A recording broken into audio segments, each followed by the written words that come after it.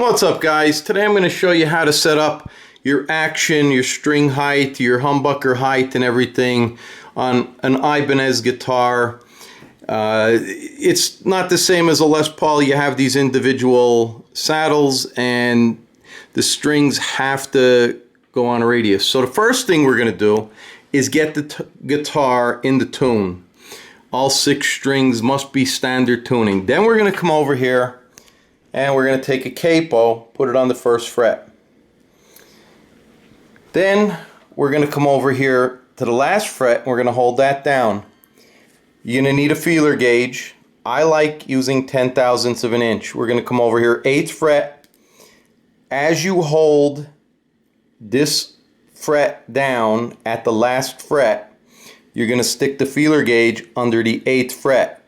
You should have just enough clearance to go under that string. You shouldn't see that string go up. And if there's too much, then what we need to do is take our truss rod, well, our Allen key, insert it into the truss rod. Now, the same adage applies, righty-tighty, lefty-loosey. So counterclockwise is going to loosen your truss rod. Clockwise is going to tighten it. So loosening it is going to put a bow in it this way. If we go counterclockwise, it's going to put a hump in it. So if you have a lot of space at your 8th fret, we need to turn it clockwise, and that's going to put that sort of hump in it. If you can't get the feeler gauge under there, you're going to turn it counterclockwise to make a concave or a divot, if you will. Alright, so I have a lot of space. So what I did was I detuned that this became loose. The G string, your 3rd string, and your 4th string, your D string. And this way it gives me a little bit more room where I could take it out of the nut and lever it. Turn this 1/4 of a turn or 1/8 of a turn at a time. If it's tight, try and go either way and see if it'll move. And do it carefully so you don't ruin your truss rod or your guitar is going to be junk. So we're going to move this 1/8 or 1/4. We're going to set it.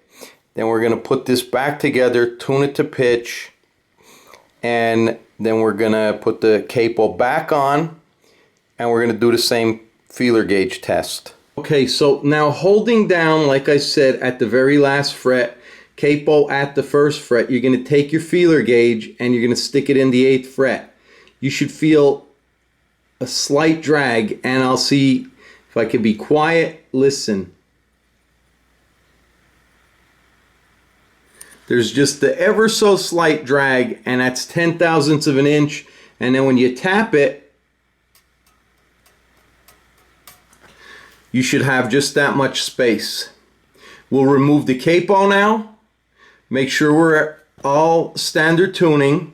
Okay, so right here on the 12th and 13th fret, you're going to lay your ruler, and you want a measurement, at least this is the measurement I use, 2/32 across each string, and this way you don't have to have a radius gauge. Coming down here to the saddle, if you take a look at that, you have a set screw here and here for this string as the other 5. You want to make sure these are level or horizontal, and you're going to notice an arc. It's the same radius of your fretboard. So a good way to determine that, if you're level, is the tops of each, like you could count the treads, or you can see where they're flush or countersunk. And just looking at them, you can tell that each one of these is actually flat, and that's what you're looking for. And there's a top view. So you don't want them crooked. You don't want them this way or this way. You want them that way. Okay, so next we're gonna set the intonation. That's gonna be fretted each string separately on this 12th fret. Then we're gonna come down here and you're gonna see these screws at the end of your bridge. Turning them clockwise will pull this back and it will sharpen the note. Counterclockwise, it'll send the saddle that way towards the neck and it'll flatten the note. And I do have some, let's take a look at the tuner here. As you'll see, the first string fretted on the 12th fret, little flat. So we gotta turn that screw at the bridge just a little bit. A little bit goes a long way on this. And there we go. Now the second is good. Third, fourth, fifth, and sixth. So that's all fretted at the 12th fret.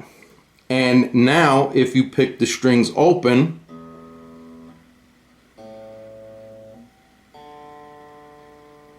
so the D's a little sharp, I'm gonna leave it go. You're never gonna get it real perfect.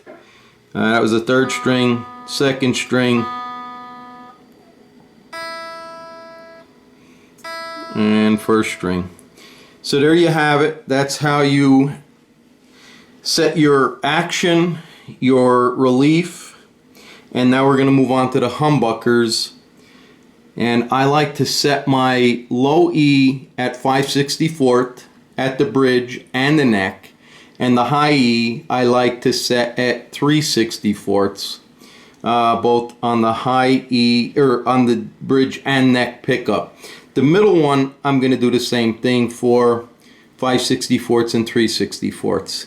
We do that by turning these screws up and down. You'll see each pickup, each humbucker has those screws. So turning it clockwise will raise it, turning it counterclockwise will lower it.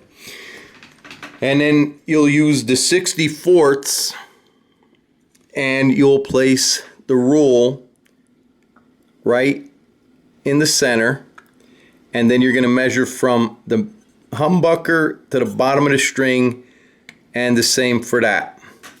And this is all preference, by the way. You know, some people like them lower, some like them higher. This is where I like mine. Okay, before you go messing around with these screws, it's important that you fret the high E and the low E at the very last fret before you take your measurement, or you're going to be up way too close. Your humbucker, your single coil, and your other humbucker will be actually touching the string if you don't push down on this and take the measurement. And take it from the highest side, and if the humbucker's level, then, you know, take it, it doesn't matter. But whatever the highest side on the humbucker is, that's where you want to place your rule. Okay, so if you can see that, if the camera's picking it up, that's 3/64 there. If we move to this one, it's 3/64 there. And this one here